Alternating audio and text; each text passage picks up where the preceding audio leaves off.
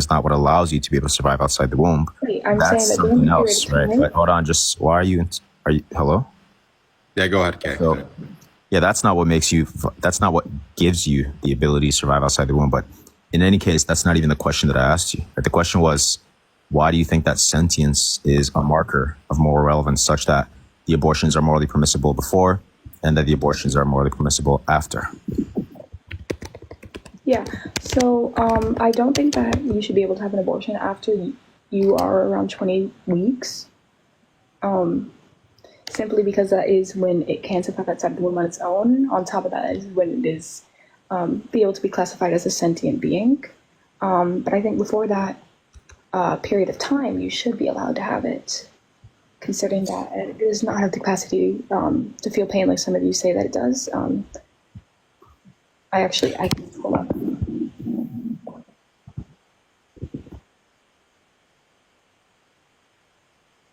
Mm-hmm.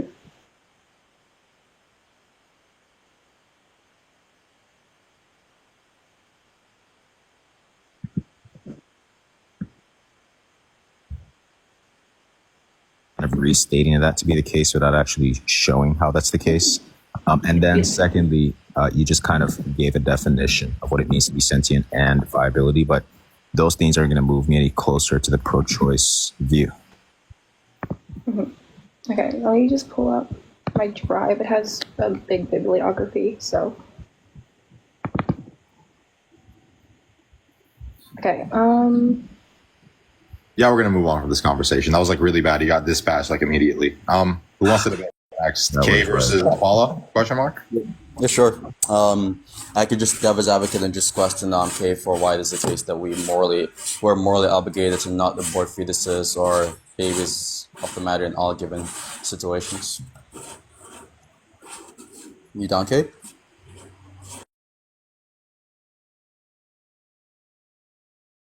You down, Kay?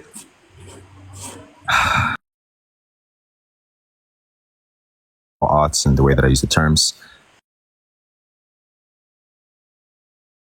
Odds and the way that I use the terms. So I take like an HP homeostatic property clusters, and it is not the case that the abortion optimally satisfies the extension of that predicate. And so in virtue of this fact, the abortion is not morally good. Okay, cool. So number one, when you say that this is your concept of moral goodness, if I got that part correct, are you making the claim, or do you believe it to be the case that your concept of moral goodness captures what most people are talking about in ethical conversations, or is it the case that you believe it's just your own personal concept and you won't make a stronger claim on whether or not this corresponds to the common parlance usage? Yeah, so I think that there's probably really strong abductive virtues in favor of this conceptual analysis of the term. In fact, not only does it account for the conceptual role of moral properties in regular moral discourse, but it also accounts for moral properties in action guidance situations, for example, or it also accommodates multiple moral intuitions, like it accommodates virtue ethics intuitions, it accommodates consequentialist intuitions, and so on and so forth. It also explains broadly moral motivations and sort of our moral epistemology that captures. There's strong abductive virtues. Sorry to cut you off because you're making like a bunch of points. You said there's strong abductive virtues for what? The concept you pulled, by the way? The concept? For why the view is justifiably true. Oh, okay, cool. So to be clear, do you take it to be the case that strong abductive virtues is necessarily evidence for a proposition or no? It's trivially evident. So I disagree with it. I don't think, given like a Bayesian kind of epistemology, it depends on if you subscribe to Bayesianism or not. I think there's strong evidence favoring the idea that evidence would be something which corresponds to some like mathematical value in some sense. I think it to be the case that there are in fact abductive virtues which do not necessarily correspond with evidence. I think, for example, unification in some cases can be evidence, in some cases is not evidence. Same with explanatory power, for instance. So there are like certain things in like certain things particle physics cannot explain, like for example, matter-antimatter symmetry, and it lacks explanatory power. However, I don't think that's evidence against the view.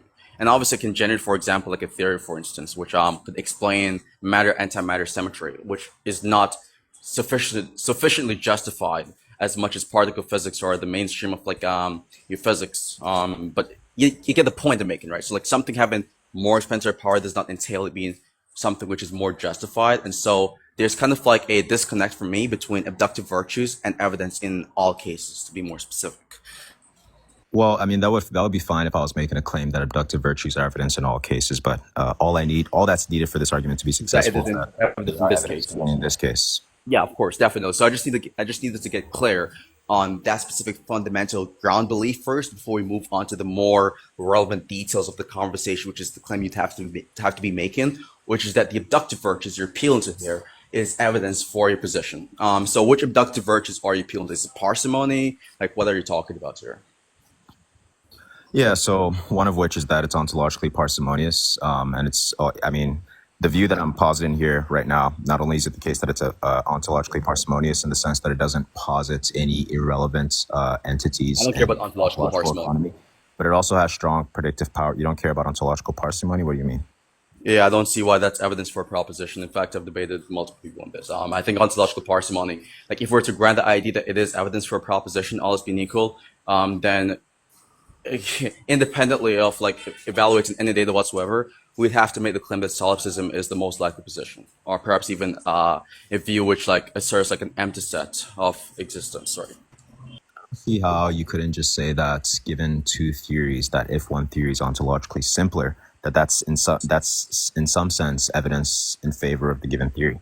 And Like, how for do you example, mathematically warrant this claim? Like, sorry to cut you off. What specific thing in probability theory would point towards the idea that ontological parsimony, all else being equal, is a sufficient condition for one view being more sufficiently justified in comparison to a opposing hypothesis? How do you? I don't think that's going to be. I don't think there's any further answer to that than just probably convention, Intuitions? like either convention or intuition. Like I think that it's just. Do you think social conventions maps onto like our epistemology? Hold on. Let me just finish this real quick. So I think it's almost kind of trivial. Like, for example, if you're trying to calculate the given probability of a hypothesis, for example, and you just set your priors in terms of ontological economy, or rather ontological simplicity, for example, it's just going to typically be the case that if some theory is more ontologically complex, that theory has a lower prior probability. And that's just kind of like obvious, right? It just like seems to be the case. Yeah. I don't even agree with this, firstly. So, like, for example... Yeah, sure. What do you disagree? Yeah, I'll give you, like, an example. So, first and foremost, when you're talking about priors and the concept of probability theory, it's just reflective of personal credences. In the case where you're using priors to reflect past experiences, I take that to be the relevant data, which is probability raising. But if you're appealing to priors to reflect your subjective credences, that's another thing which I don't care about because I'm an objectivist about Bayesianism and the probability stuff. I don't care about subjective Bayesianism. That's number one. The other thing I need to mention before you respond, by the way, simply that I don't share those experiences. I think in a lot of cases where you have like a specific thing which is ontologically parsimonious, like for example, there's the lack of X in my room, for instance. In a lot of cases, it is the case that X is actually in my room. If you're taking ontological parsimony to be something in that sense, right? So I don't think the experiences is something which really justifies your point, and it's really anecdotal at that point. And secondly, I don't think that stating that it is obvious is evidence also for the position. So.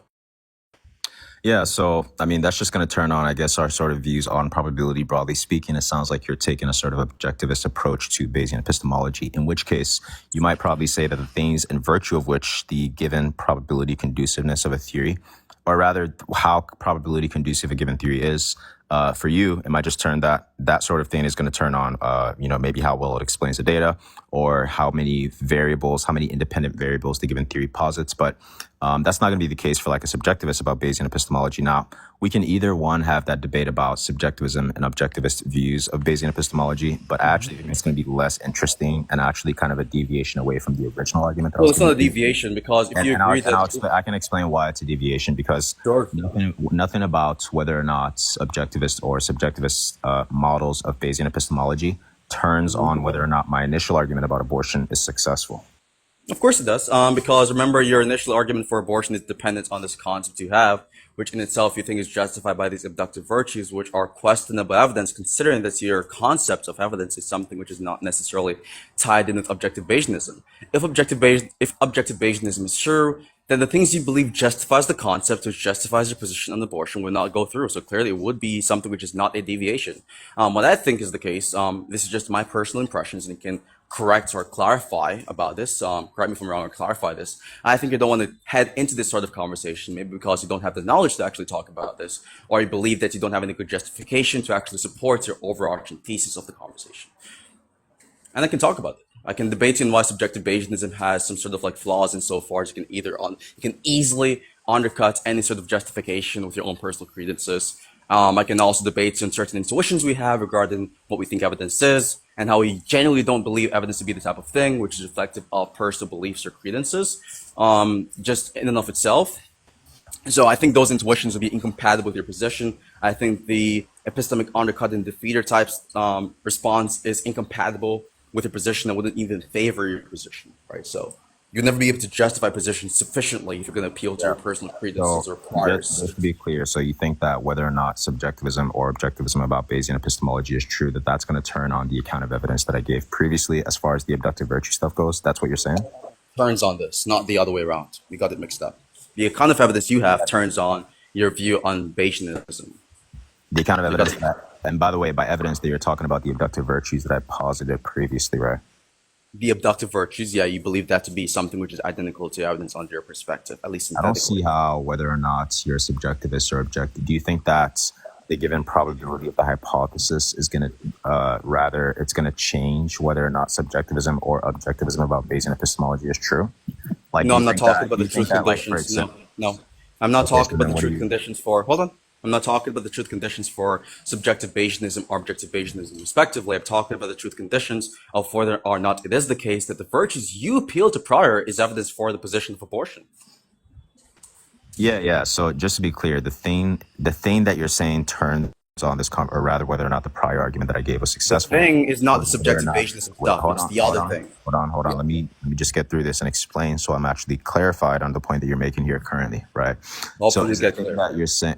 Yeah, so is the thing that you're saying is that so let's just kind of play this out, right? Let's say that objectivism about Bayesian epistemology was true, right? Yeah. How does that affect the prior argument that I gave previously?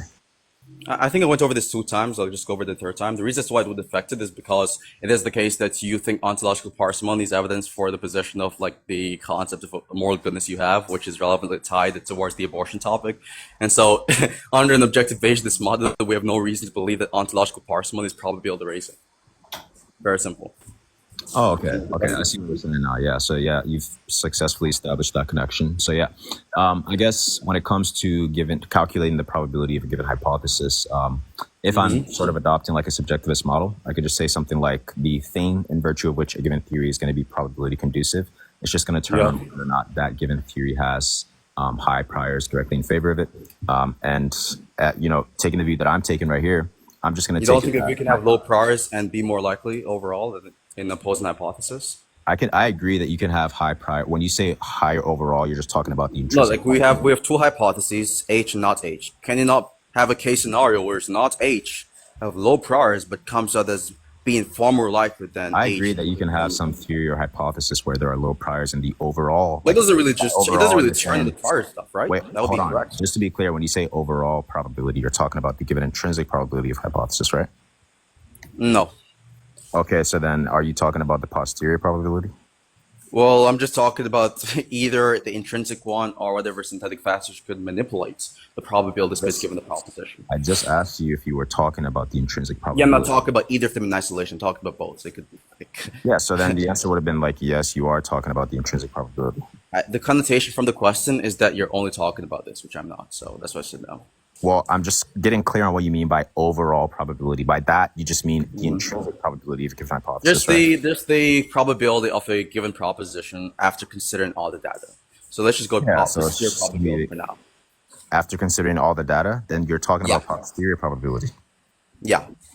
Okay, so then I asked you this okay, so the answer would have been you are talking about posterior probability. So the question then is, can you have a theory where the priors are low, but they have a higher posterior probability? Or just a higher probability insofar as it is more likely. Yeah, sure. Why would I don't see any reason to. So when you say it turns on it, were you making the claim that something having a higher prior entails it being more likely or no? No, I'm saying that in this case scenario specifically, that the reason why the theory is more likely is because it has a higher prior probability. And you don't think there's any data outside of these priors which could manipulate the probability space, which could go against that proposition? Cool. Not that I'm aware of, unless Yeah, you that's can cool. Yeah, sort that's of fine. show That's me. fine. We can do that. Well, I wouldn't need to anyways, but with that being said, that's fine. That's a cool claim. Someone get this 13-year off the panel, please. Anyways, to be clear in this How are case, you guys? yeah, someone get this kid off the panel. Thank you. So as we're talking about, yeah. So yeah, I don't believe that it is the case that subjective Bayesianism is justified. I also think that like when you're going to be talking about priors, it is usually indexed to either one of these two things. Number one, personal credences, how you feel about the correctness of a proposition, maybe due to some sort of like past experiences. Or number two, just anecdotes. I take these two things to be contentious to the point where it is really difficult to actually grab your hands or grab a hold of whether or not this is some concrete evidence for a proposition. And I think that's a problem which you're going to face inevitably.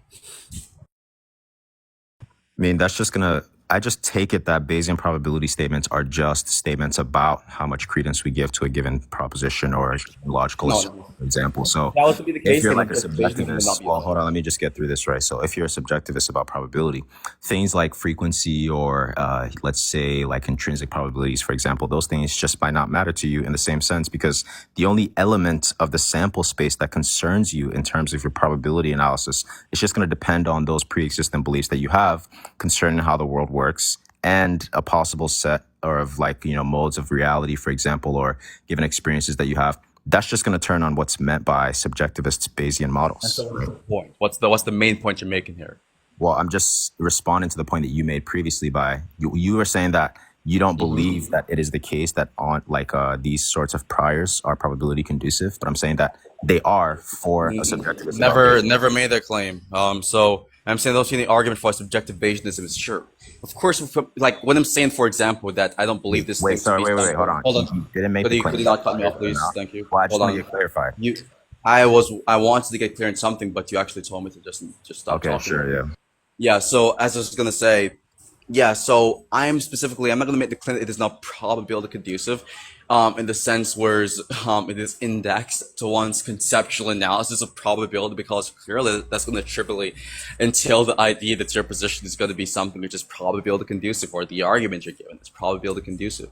However, you're not going onto this concept. Firstly, I think, for instance, you're not just so I personally believe that you're not going to make something as ridiculous as simply it's only your priors that matter, right? Because your priors is based off some set of experiences, but you also consider all the data which is relevant to the conversation, which could also include the opponent's experiences, the experiences he has, the intuitions he has, also the credences he has regarding a given proposition, not just yours. And so when you compensate or when we try to account for all of those potential data, right, it is really difficult, and I repeat, it is really difficult to prove any of these sort of asseverations, because then you're going to be into a sticky situation, whereas you'd have to give a reason as to why we ought to epistemically prioritize your priors over the opponent's priors. It's very simple.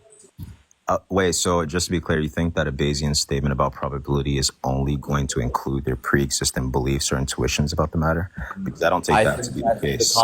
Nope. I think in the context where you're trying to justify ontological parsimony, independently of appealing to any sort of like posterior probability start account, it is the case that you'd only be appealing to either your experiences or some intuitions you have or some belief credences you have about the topic itself, which is different. I'm not saying this is true for all instances. I'm saying that's what I'm saying that's what you're doing in this instance. So you're saying that in this specific case scenario, the only thing that's going to turn on the prior probability of a given, or rather the sort of statements that I'm going to be concerned with as far as probability assessment goes, is going to be in virtue of my pre-existing beliefs or my intuitions that I have, given this specific case scenario. One of these things, if you're accurately that's true. Well, that's not even true. Given the conventional. Wait. Let me finish. That's not even true, because it's not the case that I'm just making these sort of these probability statements based on prior credences or beliefs or intuitions that I have, but it also is based on like models of reality that we have, for example, or whether or not we have certain types of research, like empirical data, for example. Like all those things are going to factor in terms of all the probability statements that I have to make concerning this specific argument. You're sure about this? Yeah, 100%. So what empirical researches justify ontological parsimony? No, okay, so that's not what I said, right? So what I said You was said that the thing that you're appealing to in this context is not just your priors in the context of just your past experiences or your intuitions, but it also accounts for or accompanies, or you could say accompany empirical researches. So in this context, which is about ontological parsimony, Let's just get clear on what what I are the said. researchers? I think that there's some confusion here. So what I said more specifically was that if you're a subjectivist about Bayesianism, right, the sort of statements that you're going to make concerning probability analysis can depend on certain things like certain types of models of reality, for example, or subjective pre-existing beliefs that you have. Another one is that it might turn on, for I example, never disagreed with this. yeah, it also could turn on, like, for example, prior research that you have concerning like empirical data, for example. That could also be the case. So are you like, you're not disagreeing with that? I never once neglected those possibilities, okay? In fact, I was asserting those things to begin with. I'm saying specifically that, and I thought we were on the same page, but hold on. Why are you being so hasty? I thought we were talking about the context where you're specifically analyzing and assessing the epistemic credibility and the back and forth why you believe ontological parsimony is a relevant abductive virtue in the sense it is evidence. And so I didn't expect you to go off point and make like a general broad assertion about subjective Bayesianism instead of like just focusing on the way in which it is being applied in this given context. So again, I was saying that in this context, what you're appealing to is either one of these two categories or these factors. Are you denying this claim or not? If you're not denying this claim, then I assume that you believe there's some other external features, like maybe empirical researches or whatever you claim, which justifies your Yeah, position. so it's not just the case that the theory that I'm positing here, that whether or not the sort of rather the pre-existing beliefs that I have is going to, sort of be the thing that is probability conducive or rather evidence giving, but it's also going to be in terms of external factors, like you just listed, for example, empirical data that supports things like eudaimonic satisfaction or facts concerning eudaimonic satisfaction, for example, which we haven't even gotten into. But yeah, it's not just going to be like my sort of pre-existing beliefs or intuitions that I have, but it's also going to be Tell me those other data which justifies your point in this for context. example. Say it again. Oh, by the way, before you go on, Sure. for the I don't know who these people even are in the comments, but anybody else who's down there saying that I'm low tier, you can just jump in the box and we can have a debate. So outside of so just to focus on what we're talking about here. So outside of those things that you believe is not the sole determinant factors for why you believe you're evidentially justified in ontological parsimony, what are the other factors or data that you think justifies your current claim? Yeah, I thought I just answered this question. Like I just told you this. So was your answer, I just want to see the data. What is the other data which you think justifies ontological parsimony? If you want to repeat it one more time, you can do that. Yeah, so that's just going to turn on certain empirical data concerning facts about eudaimonic satisfaction, for example. So like there's been studies, and I don't have the studies on hand. If you want, I can go find them and pull them up for you, and I can send them over to you if you'd like. But there are certain facts that have there are certain empirical research that has suggested that societies that tend to follow certain sets of rules and also tend to engage in certain types of behaviors oftentimes have higher rates or higher levels of flourishing as opposed to societies that don't engage in these practices, for example, which would be a relevant fact in terms of determining One more time. Repeat that one more time. satisfaction. One more time. That's like one example. Okay, sorry. I was asking to repeat it one more time. Someone's speaking at the background in my background. Yeah. So what I said specifically was that one example of the external fact that I'm appealing to here is going to be certain studies that have been conducted about given societies and the relevant rules that those societies follow and the behaviors that they engage in and so on and so forth. And that research and that data suggests that there's a certain set of rules and there's a certain set of behaviors that, if were to be followed, would produce more flourishing in those societies as opposed to societies who don't follow these rules or don't engage in these sorts of behaviors. And I also said that I don't have this research on hand, but if you want me to go find I don't even need to deny these researches, because guess what? These researches does not even establish the point that you're making or that you're supposed to be justifying. I think you're given an argument in favor of some sort of eudaimonic type ethical system, or a fact about societal productivity given this sort of system, and if we were to put this into practice, which is not justifying the ontological parsimony point.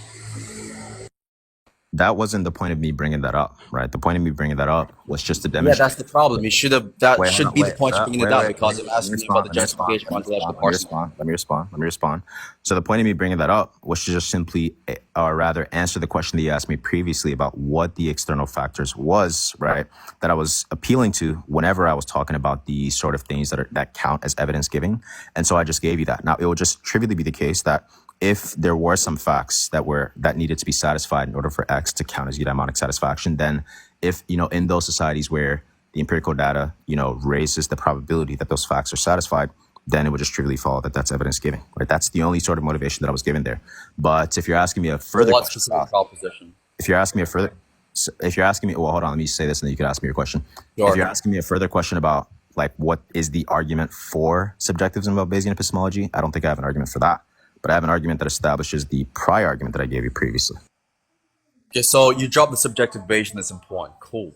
Now, the new point you're on right now is whether or not it is the case that you believe this is evidence for what? Your ethical system? Yes. So the thing it's How is evidence this evidence more for your ethical... specifically. Sorry to cut you off again. How is this evidence for your ethical system over, like, let's say, a rule utilitarian model? Yeah, so that's not what I'm saying, right? The thing that is evidence for specifically is the claim that eudaimonic satisfaction tends to or rather is a moral good, or that it's something that we should pursue, right? What do you define eudaimonic satisfaction to be?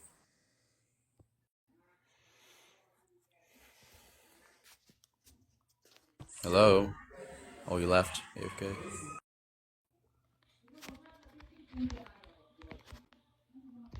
Yeah, hello? I was asking you what do you define eudaimonic satisfaction to be? Oh, yeah. So, but I got a phone call. I didn't hear what you said, but yeah. So by eudaimonic satisfaction here specifically, I'm just talking about a set of roles on which, if those roles were to be satisfied, that they would promote the flourishing of any given agents that are in question, more specifically rational agents, or that it would be understood as the realization of the nature of a given object. I think this is evidence for the position of, or your position on abortion, correct? Well, that's one factor that counts as evidence in favor of my position, but my position has multiple moving parts. This is just one part of the position. Okay, so we'll just focus on this part, that we'll go into the other parts. Cool. So when you say it's evidence for this, your position on abortion, is it probabilistic evidence, or is it evidence which necessitates the position being correct? I'm just using it more broadly to refer to probabilistic inferences. Okay, so given the data, which is simply that you have these set of rules which, if followed, promotes eudaimonic satisfaction, how is it the case that the conditional probability of pro-life is above 0.5? Yeah, I don't know if I have an answer to that, but what I can answer to you is that given That's the the fact problem, right? that, what do you mean? If you can't prove that it is the case that given that data, it is true that the probability for your position is above 0.5, considering that this is like a binomial probability type, so if you're comparing two hypotheses, pro-life or the negation of this, really. If you don't have an answer to demonstrate in the implication link right there, then how are you going to ever prove that this is even evidence? I understand what binomial models are, but the question that you're asking me is... I know you do, that's why I mentioned it. I'm saying that given that understanding I know that you know that I do, but what I'm saying is that if you're asking me to give you a mathematical equation for why it is the case that my specific probability analysis is above 0.5, I'm telling you that I don't have that. But if you're asking me something like... But if you're when you asking say like... Sorry to cut you off again. You're You gotta let him respond, bro.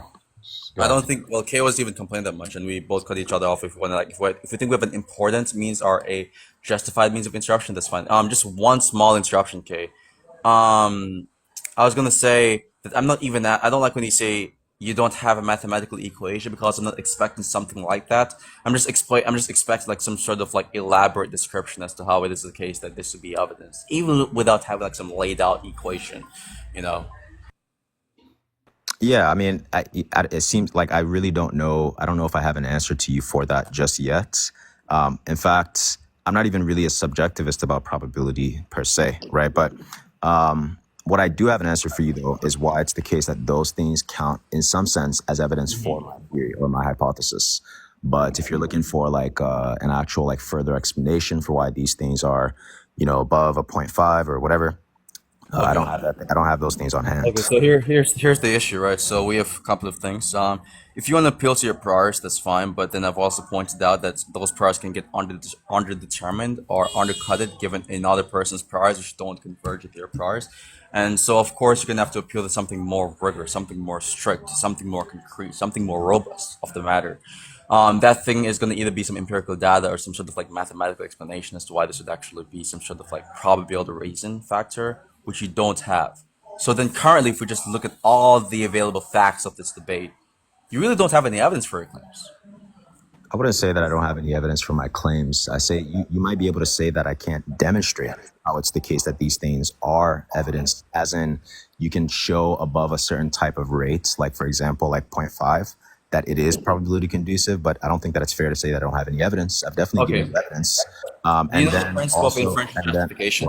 hold on, just let me get through this for a second. And then secondly, right, I also gave you the sort of abductive virtues in virtue of which my theory is evidence giving. I told you about the fact that the theory accommodates multiple more intuitions. I told you about the fact that it was ontologically parsimonious. We talked about ontological parsimony for a little bit there. And then I also talked about how the theory has strong predictive and retroactive power as well, right? It makes strong predictions given the relevant data about the hypothesis. So now all those things I think are trivially evidenced in favor of my position. But if you're looking for a further analysis about the actual sort of probability statements there, I'm just not well versed enough to be able to give you that kind of information, right? Okay, so you're gonna hear some background. My apologies for this. I think usually when someone says something is trivially evidence for something, or this is trivially evidence, usually in these circles, I'm not really accusing you of this, but usually in these circles, they make those sort of assertions is to kind of like prevaricate and invade their evidential burden of demonstrating something to be correct. Like anyone can say, yes, these are my emotions and this is trivially evidence, or yes, this is my belief, but this is trivially true. However, does this actually demonstrate the correctness of any of these claims? The answer is an obvious no. Just to address that portion of what he said. To address the other parts, really, as it pertains to the probability stuff, you say that you don't believe it is fair for me to categorize or classify your reasons to not be evidence, or to you to say that, or for me to say that you don't have evidence, even if you're unable to demonstrate these things being evidence in the probabilistic sense. I disagree with this. If you know what the principle of inferential justification is in epistemology, if you have, let's say you have three beliefs, okay, if a fundamental belief, or not a fundamental belief, but like a core belief that you're expressing, which is predicated on another belief, which is predicated on another belief. If you have no justification of the secondary belief or the tertiary belief, you can't have evidence for the first belief. It's just how it works. It's a chain. And so you can't make the claim that like you have evidence, even if you don't have evidence for it, that thing that you believe to be evidence is in fact evidence. In fact, it's going to be trivially true, pun intended by the way, because of what these people have to say in these circles, that it would not be evidence, you know. Yeah, that could be the case. But once again, if you're looking for like some sort of, I guess substantive probabilistic explanation for why it is the case that my given hypothesis is actually, or rather the sort of pieces of data or information that I gave you previously is actually evidence in the relevant sense, as you would say. Like I said, I don't have that information on hand because of the fact that I'm not well versed enough to be able to make those sorts of claims just yet.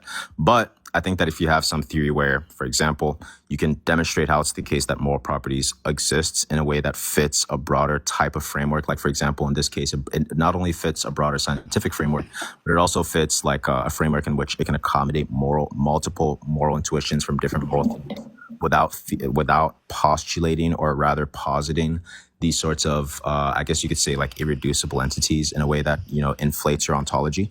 If you can do that and then also show how it's the case that the relevant facts concerning those propositions are not, ontologically committing, then I think that that's fine to be able to say that you have evidence for your position, right? I don't think that you need to, maybe I guess you might have a good point in saying that you need to demonstrate how it's the case in a probabilistic sense that that's true, but yeah, I just don't have the information on it. I think the problem with, not necessarily you, I think you're one of the smarter persons in these circles, but the problem with a lot of these philosophy debate bros in these circles is that you guys would make a bunch of complex claims, or some claims are predicated on complex concepts, and these concepts requires analysis of the nuances behind such, the motivations behind such, which are nuanced. But then you guys try to overly simplify it and make it seem as if it is trivially true, or it is obvious, or it's something which has to be accepted as evidence, without actually glossing over the actual motivations behind such. Like you can't be invoking these sort of like intricate concepts, but then run away or be scared when someone is actually investigated the nitty gritty of these specific motivations or beliefs. Not running away. I'm not saying you are. I'm just speaking generally speaking, just to communicate a broader idea. And so, to be clear on this, I'm not trying to be like a pedantic princess in the masculine for the evidence for these specific values. I believe that if you're going to speak philosophically in a philosophical conversation, what's going to happen is these sort of assessments tend to happen. And so I don't believe that what you just believe to be evidence is just evidence just like that. I think if you're unable to actually go into the nitty gritty and show why it is in fact evidence, considering that a lot of these things are contentious, they're opposing views to all of these things that both of us are claiming, then for it to really make a strong, confident assertion that you're correct on the matter or that you have evidence for a position is just really unjustified given the actual knowledge yeah, you even have about the subject. Yeah, I think that's fair. Also, I don't think that I'm running, but you also said that you're not making that point to me specifically, but you're making it like as a more generalized point to debaters in the space. That's totally fine. I also think that, yeah, like I said previously, like I don't have the information in terms of giving the actual probabilistic analysis of why it's the case that my theory is evidence giving. I think that's totally fine, though. And also, lastly, I'm actually not even a subjectivist about Bayesian epistemology, but that was kind of interesting to see the sort of responses that you gave there.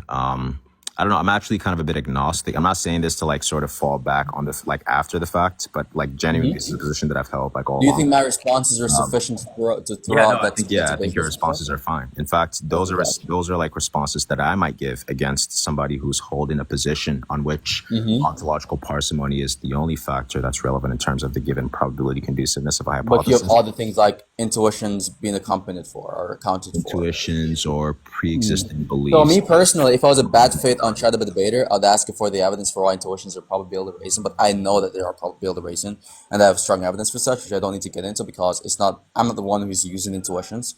I was just asking this other question. You could just sort of demonstrate that by way of predictive modeling and like neuroscience. Yeah, evolutionary biology is that strong evidence for intuition. Those things are strong evidence that intuition is Wait, can probability. you just say that like ontological parsimony reduces the parameters in a concept, meaning there's less assumptions, meaning it's higher probability it's likely to be true?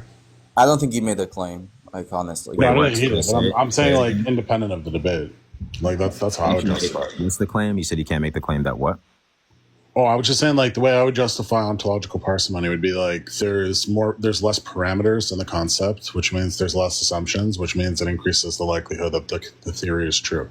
Yeah, but that's the thing that's being called into question. I don't. I mean, if you just have less assumptions, to me, it's just like trivially true that it's going to be more likely to be true. Like that's just like Occam's razor. He's saying that it's not trivially true, or at least that saying that it's trivially true is not going to be accurate. But I mean, I think that it's trivially true. I agree with you. I think that it just kind of seems obvious that if you have like two theories. I thought you guys were done the debate, though, TK. I'm sorry, but I'll hold on. I think it's kind of like, for example, right? Like if you have, I always use this example, like imagine if like the watch, right? Like you stumble across a watch in a forest and you sort of like generate a hypothesis to explain how the watch got there. If you have some hypothesis where, you know, the explanation for why the watch got there is just going to be like I don't know, like an alien invasion or something, or, you know, something that involves more complicated propositions, then it just seems kind of obvious that that theory is less likely, right? But you can have some theory where the theory that posits more entities to exist is actually more explanatory, in which case I might be swayed to the other side and say that that theory is more like it has like an overall higher, I guess you could say, intrinsic probability, right? I guess for the Bayesian, what they would care about in that instance is like how your theory deals with incoming information going forward. Wait, hold on. So, before we even get on to this, I just want to address one more thing, okay? And also, okay, someone was saying in the chat, good job, TK, underrated pro-choice debate. I'm not pro-choice, by the way. I think it's garbage. All that can defend it. I'm pro-life, by the way. So, yeah, to address one thing, one of the things you mentioned, by the way, as it relates to whether or not or how good your theory accompanies or compensates explanatorily for the intuitions available, I'll just really ask you, how is it, do you have any evidence for why this is the case that your theory, out of all the moral theories available, accompanies or explains these intuitions the best? Yeah, that's just going to turn on what I said previously about how it's the case that this specific theory. Well, first of all, are you familiar with my normative theory and my metaethical theory? I guess we could just get that clear before I give paper on it. I'm down to read it, right? Well, it's kind of something, I don't know if there's papers. Well, there isn't any papers on it because it's just kind of something that I've formulated on my own. But it's a mix. I'm joking, by the way. It's because you like say you have like knowledge in my theory. I'm like, oh, as a philosopher, god damn it, I need to read those papers. But continue. Yes, I mean, it's, I guess in the normative sense, I might classify myself as something alike to like a eudaimonic satisfactionist, in which case it's a combination of eudaimonic, like sort of eudaimonic ethics in general, and sort of other theories. It's like I don't even want to call it like a pluralistic view, Now but the principle baked into your ethical theory. and then I'm a synthetic descriptivist. But what did you say? Do you have like an optimality principle baked in insofar as you believe that like for an action to be good, it has to optimize eudaimonic satisfaction? That's one of the conditions, or rather, one of the That's factors baked in there. that satisfy the I think the intuitions we have about supererogatory actions just debunks that, right? What do you mean by that? You know what the supererogatory action is? Yeah, but I'm asking how you think that that debunks the intuition. Because we can have actions which don't maximize or optimize eudaimonic satisfaction, which we still believe to be good. And so it's not the case that that would be a necessary condition for moral goodness. Your position would be false. I didn't say it was a necessary condition. I said it was one of the conditions. So it's neither a necessary nor sufficient condition. It's just a condition amongst many. I take it to be the case that when you have like a concept, right, and we have like these conditions, they're usually defining properties for the concept. And so if you're just neglecting these properties or conditions being neither necessary nor sufficient, then I don't think that's relevant. Like it's like just saying like it's just an accidental feature which is like negligible, right? Like why should anyone care about that condition? You think, wait, well, okay, there's two things there. Number one, I'm curious why you think accidental features are negligible. And then the second thing is that I never actually denied that it's either a necessary or sufficient conditions, but rather what I said was that it's one of the conditions on which, if they were to be met, they would satisfy the extension of the predicate, right? So you're agnostic on whether it is a necessary condition? I'm not saying that it's a necessary condition. It's probably a set of sufficient conditions. Okay, so you think that in and of itself would entail goodness? Got you. I agree with that claim. I think like if something optimizes eudaimonic satisfaction, yeah, it would be a sufficient condition. It's just not the case though that if you're gonna lay that out to be like some necessary condition, then yeah. But even then, that specific claim is compatible with an active utilitarian model, which is not the same as your model. So the intuition point just falls out the window because the intuition is right there, right, regarding optimization of eudaimonic satisfaction being something which is a form of moral goodness is just the type of thing which is reflected by other models with the same relevant information. So yeah, well, that would be the case if eudaimonic satisfaction was the only relevant condition on which, if were to be met, would satisfy the extension of the predicate. But it's not the only thing, right?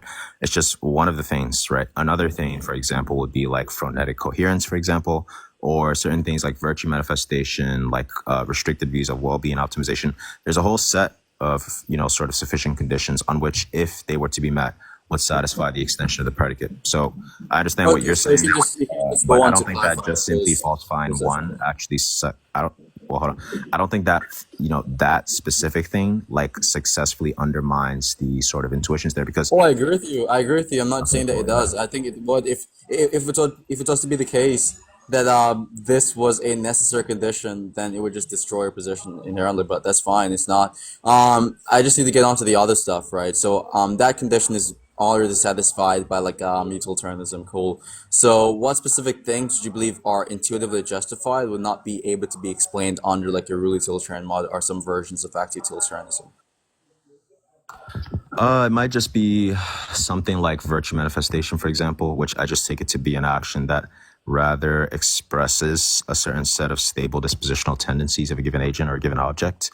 I'm not sure if other sort of theories like rule or act utilitarianism can properly accommodate for these things in the relevant sense. So we're gonna get clear on a couple of things. Virtue manifestations, it explains why we have these sort of like stable dispositional tendencies.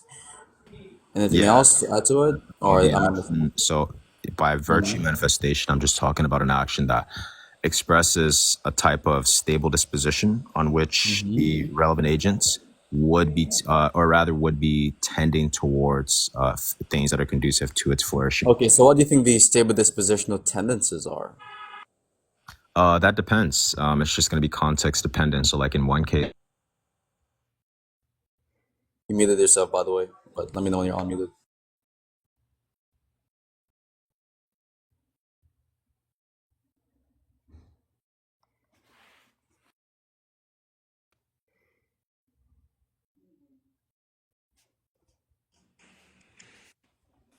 Hello? Can you hear me? Yeah, we're gonna. Yeah, so give me the example. I keep getting fucking called, dude.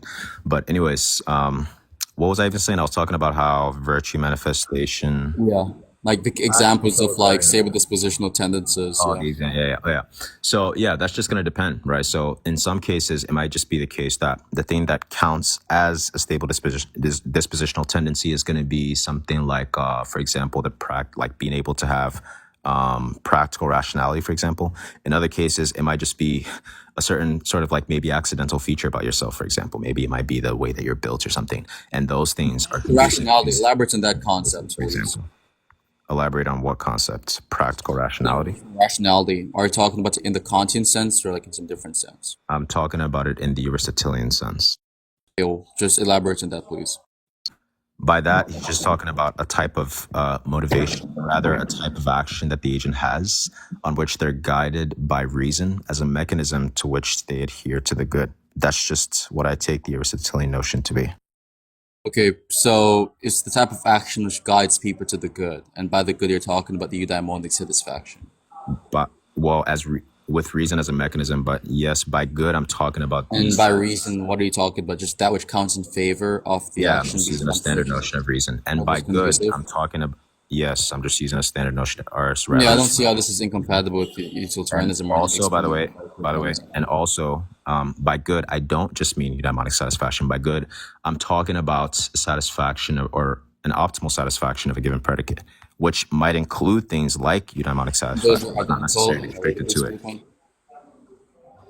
What'd you say? You think goodness and optimal satisfaction eudaimonically is analytically identical? No, it's synthetically reducible. Okay, got you. So it's not true by definition, right? No. You can have cases where this is not satisfied and it's still the case that something is good, correct? Yeah, there could be cases like that. Like if you're saying that it's possible that there are cases like that, Yeah. absolutely. But I'm not an. So we both grant and acknowledge.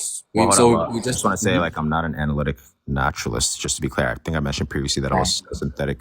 you don't even need to be a naturalist to even have these talks, by the way. But to be clear on this, I think yeah. So we both mutually grant and acknowledge the theoretical possibility of something not being optimal eudaimonic satisfaction and still being in the form of goodness. Got you. Next point is simply we have to look towards the idea of the practical reason stuff. Reason is just that sort of like relevant thing which counts in favor of an action which is conducive towards the good, which you take to be some form of eudaimonic satisfaction. In most cases, optimal eudaimonic satisfaction. Cool. That's explained under versions of utilitarianism.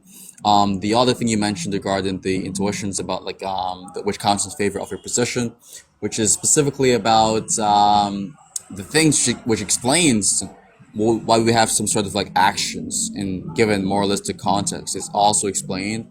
It can be explained by valences, which are a crucial factor or feature of utilitarian models. So nothing you're saying here is pointing towards some discrepancy in explanatory power insofar as the intuitions are concerned about these subject matters we're analyzing currently. So I don't see how this is evidence. I know what you mean. I know what Valences. valences means, but when I say what do you mean by valences, I'm saying how are you establishing the connection between that point and the point that I'm making here specifically? Because, for example, well, you know what valences are, so I just say that would be the causal explanation for why we have these sort of like tendencies to act in some particular ways. Like, so for example, we act in a way where you don't go around just unaliving people, assuming we're not psychopaths, because we know for a fact that this would actually threaten our well-being because of retaliation possibilities, etc. So Yeah, but those things are not what I provided previously was not a causal explanation for why we have these dispositional tendencies. Rather, it was a type of, I guess you could say, modal or metaphysical explanation for why these dispositional tendencies exist in such a way where they guide agents by way of reason as a mechanism. Right? sorry, how are you defining modal or metaphysical explanation in a way where it is not causal? In a way where it's not causal. Well, I just take causal. Well, okay. There You're might denying it to be a there might causal explanation. semantic- No, I didn't. I didn't. Yes, you did. deny You said it. you're not. You said you're not talking about it in the causal sense. You're talking about it in the modal metaphysical sense. Right. So Explanation. then that's why I said that there might be a dispute here on what you mean by causal explanation. Okay, so you did deny this, but you're just not sure on whether or not we're actually denying something, or we actually have some like mutually disagreed upon prop. Gotcha. So what I mean by causal is just the type of thing which is a reason as to why something exists. Insofar as without that said thing, it could have not existed. Oh, okay. Then yeah, that's totally fine. Then it would be the case that I was talking about that. But when you said that Okay. this sort of causal explanation that you can provide for why it's the case that people have these dispositional tendencies can be accounted for, you're saying that in that sense, then there's not an explanatory deficiency on like a rule utilitarian model. Yes, and there's not an explanatory inefficiency on the intuitions we have regarding those stable dispositional tendencies existent amongst the moral agents in the given community. I don't think that those things explain the dispositional tendencies. You By need to you can't be talking about the causal sense because you would have to be saying that it is not the cause for such, right? Like you denied playing the causal role in these tendencies.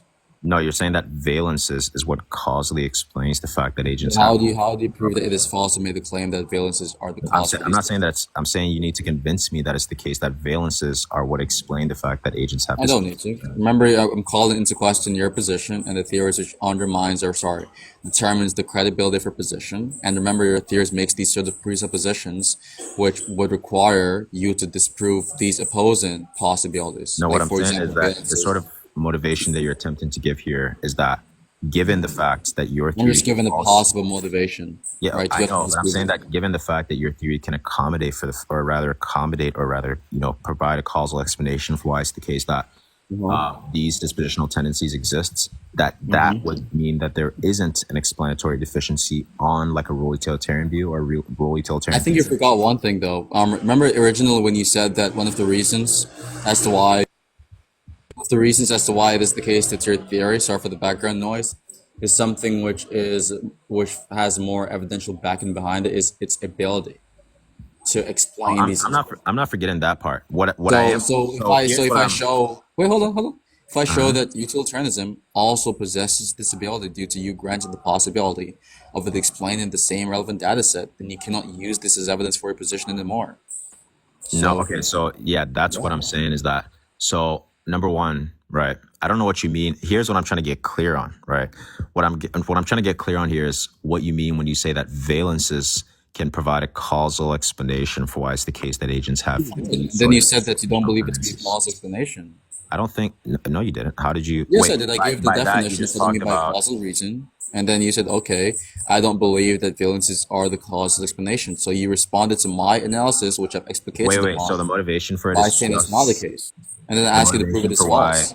The motivation for why you take it that it's a causal explanation is just the definition of valences.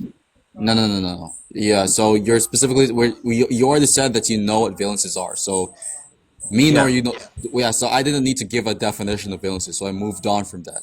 Then you specifically, well, initially said you're not talking about cause explanation.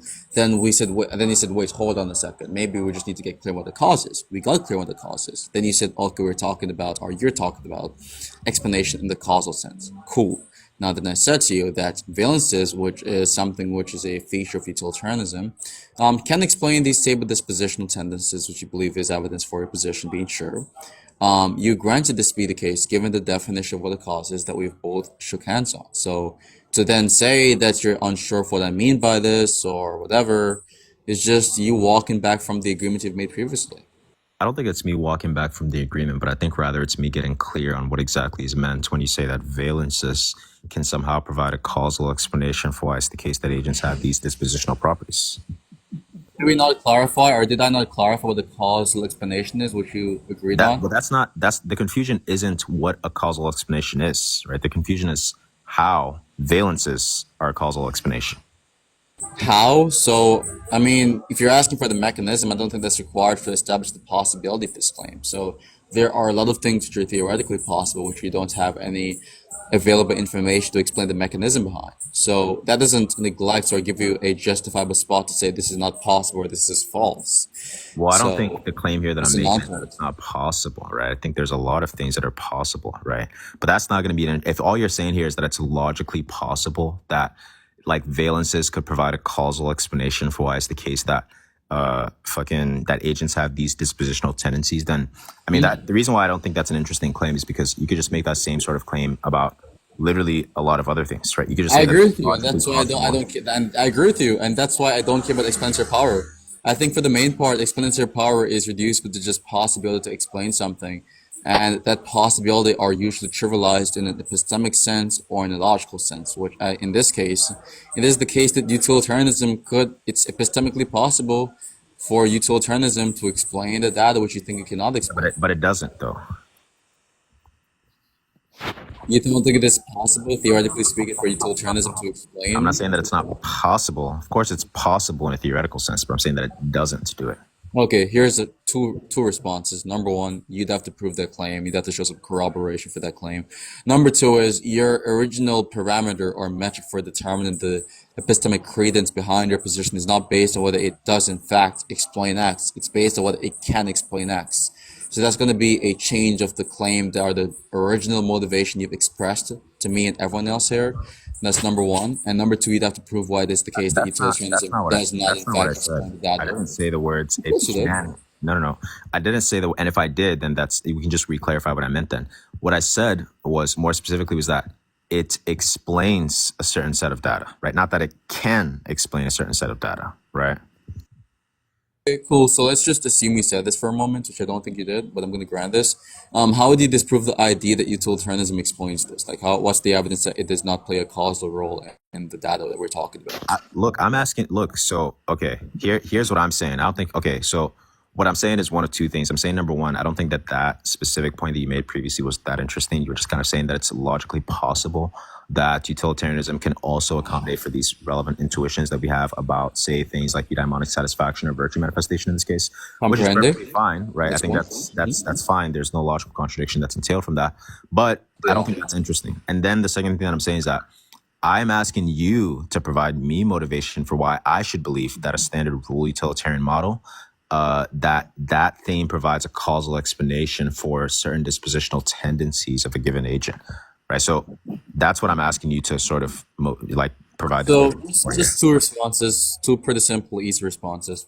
Number one is you acknowledging the lack of interest in such kind of like points out the lack of interest in explanatory power, epistemologically speaking. Number two is to address the second thing. It's not my evidential burden to demonstrate the motivations behind such, because remember, this whole debate is just me assessing the credences behind your position, the theories which basically determines the credibility of said position, the theories that your position is predicated upon. And so, considering all of this into perspective, right? Your position commits you to saying that your position, or your theory rather, our concept of moral goodness is what explains these specific facts, and it also commits you to saying that it is not true that other theories or opposing concepts explain these set of facts which you believe to be evidence in favor of your concept. So But when you what say, you'd wait, have hold to on, be wait. hold on, Let's what just you'd have to be primarily certain, while asserting the truth value or the veracity of your position, is also to say that the other positions are models or concepts or theories, whatever you want to call it. Like utilitarianism, for example. It does not explain these things. So how when do you you say it prove the does not claim? explain, do you think that I'm saying that it's logically impossible for them to explain it there? No.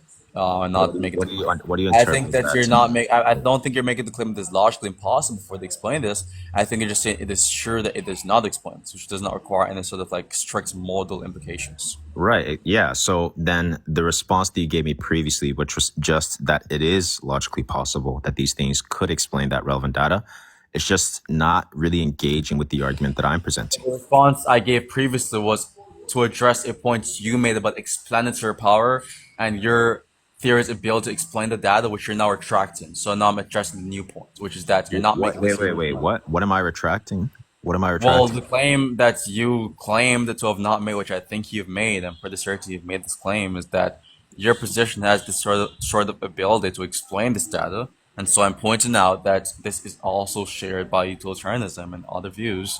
And so that would not be any sort of interesting reason because it is undercutted by other positions sharing the same characteristic and attribute. And so hold on. It's You're one not or telling two me what I things. retracted. It's one or two things. And I don't care to meta debate on whether or not you said this. It could be the case that you did not remember what you've said, and you're just making this claim because you did not remember what you said originally. Or it is the case that I misheard what you said, or you actually did remember you saying this, but you're being dishonest. I think the last option is the least likely because I don't think you're a dishonest person. So I'll go with one of the first two options. I'm saying, irrespective of what you said, I'm just addressing the point that we're currently on, which is whether or not it is true that utilitarianism does not explain this data. So what's going to be the justification for this claim? Yeah, okay, so here's what I'm saying, right? When we say that it is true that utilitarianism does not explain this data, right? We're obviously not making a strong or strict implication. We're not saying that it is the case necessarily that utilitarianism doesn't explain this data. So if that was the sort of response that you gave me previously, which is just to say that utilitarianism can explain this data, as in it's logically possible for utilitarianism to explain that data, that's fine, right? But you can just sort of make that same move against literally any moral theory. I've moved on from that long ago. I'm focusing on the new point, which is whether or not it Here's what I'm explains saying. it. So the question that I have after that is, look, if you're saying that utilitarianism does explain this data, right? As in, like, it actually, like, given all the relevant moving parts about the theory and so on and so forth, that I'm not making a claim. not that it can't. Wait, yeah, you are. You're saying that Yeah. utilitarianism equally, or rather not equally, but you're saying that utilitarianism and my theory can, both account for the fact that we have these intuitions concerning virtue manifestation facts, for example. Cool. So let's just get clear on this. We're shaking hands on a lot of things here. It's just the one point I'm really curious about, which is you're kind of just like, I don't know if you're shying away from this or you're hyperly focused on the previous points you've already moved on from, which is currently relevant to the progression of this dialectic. The point I'm focusing on here is the claim that you have to be making as a person who's committed to your theory, which is that utilitarianism does not explain this data. I'm not saying that you're claiming that it necessarily does not explain this. I'm just saying that you're making the claim that it is false, that utilitarianism explains this data. How do you go about justifying this to me and the audience? Okay, I think there might be a little bit of talking past each other here, because what I am saying to you, I feel like, I'm not going to make this move where I'm like, I feel like you're running away from the question or something, but it almost seems like, because you made a claim. Okay, let's just do this. Do you agree that you made a claim previously that utilitarianism and, let's just say, the eudaimonic satisfactionist account can both explain the relevant intuitions concerning data about virtue manifestation facts? Did you make that claim? Do you agree with that? Yes, but why are you on this? We have moved on from this. The reason why I'm on this is because the response, so if you are saying that, right, that's what I'm responding to you with right now. I'm saying that by that, you just meant to say that the reason why you have that belief is because of the fact that it's logically possible for a utilitarian model to explain the data in the same way that both utilitarianism and your view can explain this is based off logical possibilities. I agree with you. That's based off logical possibilities? Just take the word can and logical possibility to mean the same thing in this context. Well, I didn't use the word can. I said, do you take it to be the case? Okay, hold on.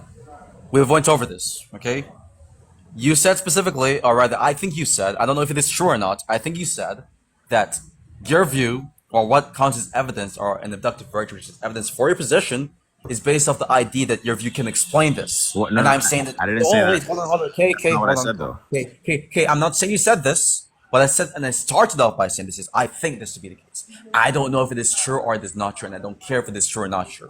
Now, when I said this, or when I thought you said this, I responded to this recollection of mine and say, this characteristic, which you think to be evidence based off what I think you've said, is shared by an opposing view, which you don't believe in. You clarified and you made it clear that this is not something you're claiming. Cool. Congratulations. I don't care about this anymore. Whether or not you said this is irrelevant to the current point. Let's grant the idea you did not say this, and all you're saying here is that your view explains this position, and the other views do not explain this data. Prove that claim. Okay, dude. I feel like at this point, I don't know if this conversation is going to really further anymore, because it's not that I don't want to answer the question, but I'm saying that you made a claim as well, right? The claim previously, and I'm just trying to get clear on the claim that you made previously. The claim that you made was that it is the case that if you have, let's just say theory A and theory B, theory A is eudaimonic satisfactionist and theory B is utilitarianism. You're saying that both theories can explain the intuitions that we have surrounding facts concerning virtue manifestation? Yes, we both agreed on this, given the semantics I was using. And you said this, my claim and my point on this matter was irrelevant. So when you say that claim, was that just to say that it's logically possible? Or are you making a different claim? Yes. Saying that? So do you agree with this claim? Do you think that utilitarianism explains the intuitions that we have. Not that it can, but that it explains the intuitions that we have concerning facts I don't about virtue express my manifestation. agreement or disapproval of that proposition. I just care about the justification for your proposition and whether or not it does not Wait, so explain then, this. so are you abandoning the previous claim about logical possibility? No. What are you talking about? Kay, are you being dishonest? Are you like trolling? I'm not. I'm Hold on, genuinely Kay. trying to Kay, understand. hold on, Kay. Give me 1 second. 1 second, please. The first question you asked me is, did I make the claim that it is logically possible for this position or for these two positions to explain what we're talking about? I said, yes, I made this claim. By can, I just refer to logical possibility. The Yes. second question you're asking me currently, which is not the claim, which is based on any sort of like modal implications or any logical possibility-based concept, is you asking me if I believe this thing does in fact, not whether this thing can in fact, but if this thing does in fact explain this. I'm saying I don't care to express an agreement or disapproval on this. Your response is, oh, so are you dropping the previous thing? But the previous thing has no relevancy to the current thing. The previous thing is more established in the logical possibility of this being true. The current thing, which I said I don't have an opinion on, or I'm not expressing an opinion on, is not about whether it's just merely logically possible, but whether it is actually I true. understand. That's not So the even if I confusion. don't, That so that's what not, are you? that's So not what are you talking about? Me okay. being So hold on, me here's being what. agnostic. Okay, one more thing. I'm gonna shut up after I'm done. Me being agnostic on the current proposition, which is whether or not it is true that utilitarianism explains this, is not me retracting the prior claim, which is that it is logically possible for utilitarianism to explain this. So I don't get where you got that implication Okay, from. so Like here I'm confused. that's not what the problem is. The problem is that if you aren't making, or rather, if you are agnostic on the claim that utilitarian models or utilitarian theories do in fact explain, like when you actually look at all the facts concerning these theories, these theoretical models, that they do in fact capture facts concerning virtue manifestation, then that's what the actual disagreement was all along, right? So that whole dialogue tree that we just went down about logical possibilities was actually just kind of irrelevant, because the main point was whether or not these theories do in fact explain this relevant data, right? So that's all I was trying to get clear on previously. But I'll Yeah, ask you a just to question. someone in the chat, I've never once made, and I know that it will be the case that it will result in something like this. The whole time of this conversation, I deliberately did not make any affirmative claims in favor of utilitarianism to prevent any sort of burden shifting. So for you to say, Landon, that I made the claim that it explains it is ridiculous. I never made the claim, and I know for a fact I did not, because I was Wait, what? intending to not make that claim. Yes, someone in chat is saying I made an affirmative claim. Yeah, that he utilitarianism did. He explains it. did. I never said that. I never said that. Wait, I but said it can explain it. So yeah, you and said even you Kay can can. agree with it. You said, So yeah, I don't know why these like these guys are lying about what he they're did saying. say he did say that it's logically possible, but he said that he's agnostic on the claim on whether or not Yeah. it does Precisely. in So I don't know fact. why these very people are lying. Okay, So are you guys like That wrapping might up? just be- that might just be a stop misunderstanding. UK. Yeah, just go back to our conversation. Yeah, that might okay? just be a misunderstanding, which is totally Yeah, fine. no, I don't think so. I think they're deliberately lying, by the way. So to go back to our conversation, I'm just making it clear that again. I can answer your question, by the way, about how like utilitarianism doesn't explain these Okay, things. just explain it for me.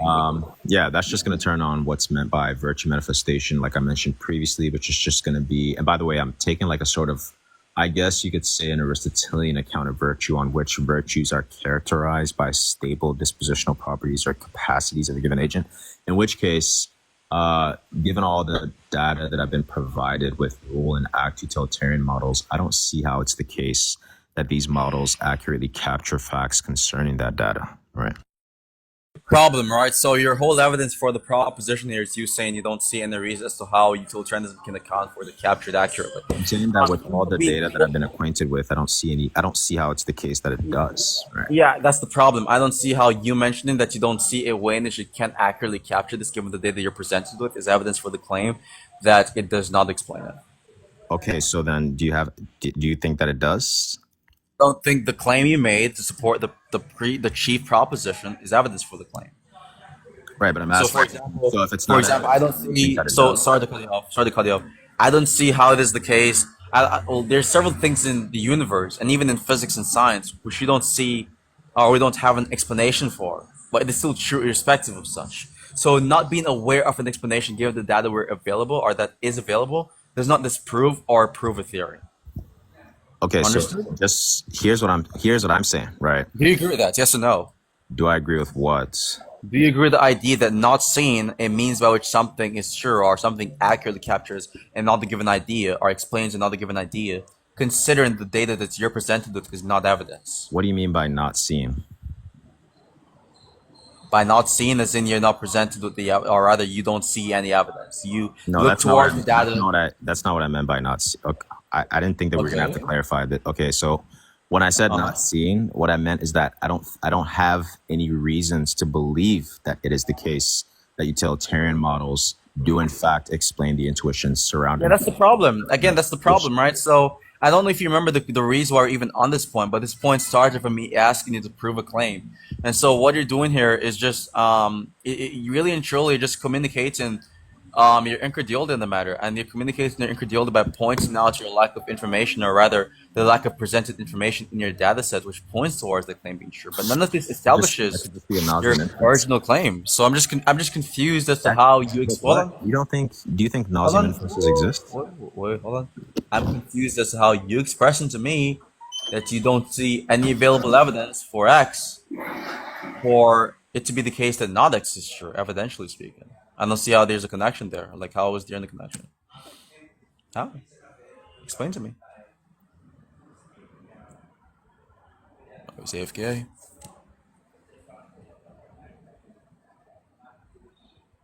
And by the way, Elias Philosopher, we're not talking after this. I'm gonna get dunked on, bro. You're too good, man. Another call. What'd you say? I was just gonna say,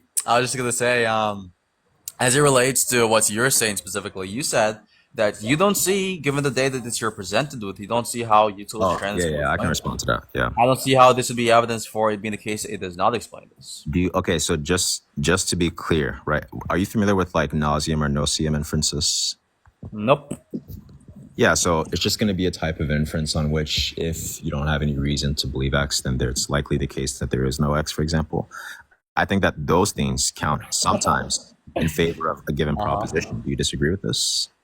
I don't see why it by itself is evidence for a proposition, though. What's the evidence for that claim? How would it not be evidence? It's trivially evidence. Well, asking me how would it not be evidence is not explaining how it is evidence. And saying that it is trivially true. Hold on. Two issues with your argumentation, by the way. I just want to point out. I don't have the answers for you. Just a better debater passing it down my legacy. If you're gonna ask, if someone's gonna ask you for evidence for a proposition, and they say one of these two things, neither of these two things are evidence. By the way, it doesn't respond. If you say hold on. If you ask me how is it not evidence, it doesn't prove to me that it is evidence. And if you say it is trivially true, it is evidence, it doesn't prove to me that it is evidence. I can say it's trivially true. Yeah, that's totally fine. Yeah, that's totally fine. Okay, cool. Just explain to. Okay, so I'm gonna do it one more time.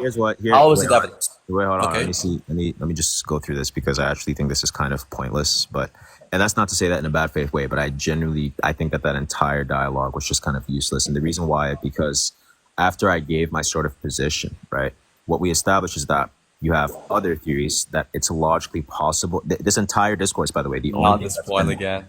Oh no! Oh no! That's the only interesting point that was brought up, was that it's logically possible that utilitarianism can also. No, it is not. How would it be an interesting point if you granted that it is not relevant to what you're claiming? When I say that it's the only interesting point, I'm saying that that's the only point at which, like, that was the only like actual like. That's the only point that gave you a boner in the conversation. That's the only what? That's the only point that gave you a boner in this conversation. Yeah, it was just uninteresting. I'm just kidding. That was a gay comment. But look, as I was saying, you made it clear that it is not a relevant point insofar as that was not the claim you're making. We both put our good faith hats on. We both granted that to be the case. Okay. Now we're focused on something which is actually relevant to what you said, because you're claiming this is what you actually said. You said that it is the case. Okay, that utilitarianism does not explain this given data, which is about stable dispositional tendencies, and your position does. Okay, cool. Understood. We both understand this because we're not dumb idiots. Now we moved on for this, and I ask you, okay, prove that to be true. Okay, now the responses you've given was unimpressive and really inadequate, right? Because then you proceeded to just say you don't see how utilitarianism explains this accurately given what you're presented with. I went over why that's not evidence. You went into these new types of inferences. I ask you, why is it the case these inferences are evidence for a given proposition? And then you made two responses. How is that not evidence? and it's trivially true that it is evidence, then he grants these two responses does not satisfy the question regarding whether or not it is evidence. Okay, so when I say that I don't see how it's not evidence, I'm saying that it's just kind of like a very obvious fact that it would be. I don't think that's an obvious fact. I don't think well, I can explain why it is, and I can just do it by way of example, right? Oh, my VP tells me it's an obvious fact. No, it's not even that. It's like, for example, Tell me about it. let's just say that, for example, I don't know. Let's say that you live in some society and you've never seen water fall from a faucet, for example, right? And you say, okay, well, I've never seen water fall from a faucet. And so from that, I can infer that, it's likely that waters don't fall out of faucets, right? Do you think that I would have, made an unjustified inference there? It depends. I think it depends on the context surrounding the inference. And I don't think that inference you're making is the same as what you're doing here. What's the difference? Well, I mean, in one case scenario, it seems as if you're just saying you've never seen something happen, so there's no water, right? You've never seen water in a specific vicinity, therefore there's no water. Not that there's no water, that falls from faucets, right? Now, the reason why that's an important clarification is because it could be the case that in this world there is water. It's just that it doesn't fall from faucets. But that's reflective of your empirical experiences. So if you've never seen X, Okay, guys, and they're saying, this up. This is taking like and way then you're saying, yeah. So it's first and foremost, if you've never seen X and you're saying this never happens, those are quite literally the same insofar as they have the same content. It's just so far as you can have to determine or justify this empirically. I'm asking if you think that's an unjustified inference to make. No, I don't think so, but I don't think that's the same type of inference you're making in this case. These are two different case scenarios. No, it isn't. The reasons why it isn't is because that case scenario is just you saying this never happens, right? Which is talking about the empirical world. And then you're saying that given the empirical context of the empirical world, this is true. Yes, that's going to be justified. But in this case scenario, hold on. I can tell you how it's the same thing. Wait, okay. In this case scenario, you're not talking about what is true of the external world. You're talking about what is true given whether or not there is evidence for a proposition. No, what I'm talking about in this case. Epistemic domain. What I'm talking about in this case is I've never seen. Remember, I told you this in the very beginning. I said that given what I've been acquainted with as far as rule and act utilitarian theoretical models goes, that I've never actually seen any of these models provide data in such a way where they accommodate. I can take this logic back onto you. I've never seen any evidence which supports the idea of your position explaining stable dispositional tendencies. So more than likely it is the case that it does not. Yeah, but except it does, like my actual explanation does. But for you to say that it does is for it to appeal to this inference which just flipped back on you and checkmated you on. So I'm not appealing to that inference. I'm appealing to the actual explanatory power of a given theory when I say that it does. Explanatory power, by that you just mean what specifically? That there's some piece of data. By the way, we have to end this soon because Scuba has to go, or he wants to stop. Some piece of data which what? Yeah, so by explanatory power, I'm just talking about a certain set of data, and that some theory accurately predicts that data. Okay, so what? Certain set of data,